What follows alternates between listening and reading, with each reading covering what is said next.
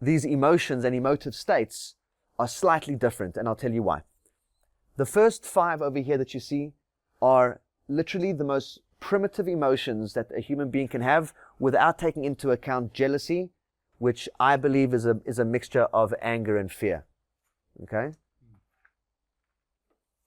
But if your mind simply perceives some sort of pleasure or some sort of gain, then you will experience the emotion of joy and any derivative of it. Happy, elated, excited, joyous, whatever. It doesn't have to be moral and it doesn't have to be ethical. That's why when you hear that someone got what you believe they deserve, sometimes you feel happy. Okay? Anger is when you perceive that you and your self-image just did not get treated the way that you feel it deserves. It could be on a micro level, on interpersonal, on a social level. Don't speak to me like that. I should have done this. You should have said thank you.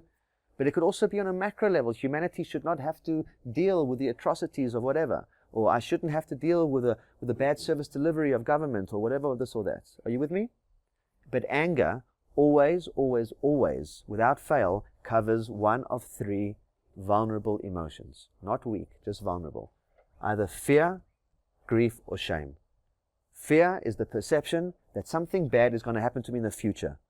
Something bad versus something good. If I perceive that something good is going to happen to me in the future, I get excited. Okay?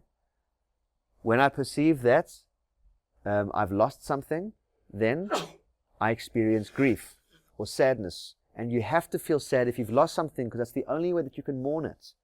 It's the only way that you can make space for new is by dedicating a little bit of time for sadness in order to grieve that which you had and loved and no longer have. Bless you. Shame is the perception that there was a negative effect and I was the cause of it. Simple as. Really, really simple as. What's special about shame is that it's the exact same shame that we experience as adults that we did as children. It's the exact same shame. And the shame in its moment is reaffirming your shadow beliefs. Remember the shadow beliefs that we spoke about? That I'm not good enough, that I'm not worthy, that I'm something negative. It's the same shame that is reaffirming those same shadow beliefs. It's a golden opportunity in your shame to uncover these shadow beliefs. Okay?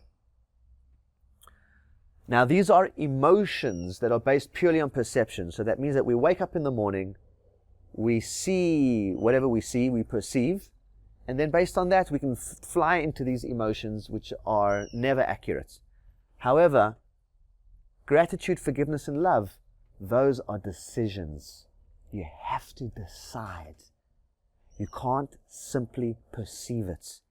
You have to steer your focus and your attention towards feeling gratitude. And that is for stuff that you have. Forgiveness is the way that you can forgiveness is the way that you can forgive those who ultimately gifted you for all the stuff that you're grateful for. Okay? Because that's how it works. If you're grateful for stuff, it means that you've got gifts and talents. If you've got gifts and talents, it means that someone hurt you along the way. Human gifts do not come in wrappings. What does not kill you makes you stronger. Why? Because you developed a specific resilience in that area. Okay? Love is what you do with your gifts. Love is what you do with your gifts. And these are all emotive states. And what happens is that you erupt into peace. That's the power of peace. That's the importance of peace. That 7pH that is in the middle, that's your peace. Not being attached to a specific outcome so that you can manifest what you want. That requires peace. And the only way that you can have peace is by having this paradigm, where there's no one to blame. You can only have peace when you've got no one to blame.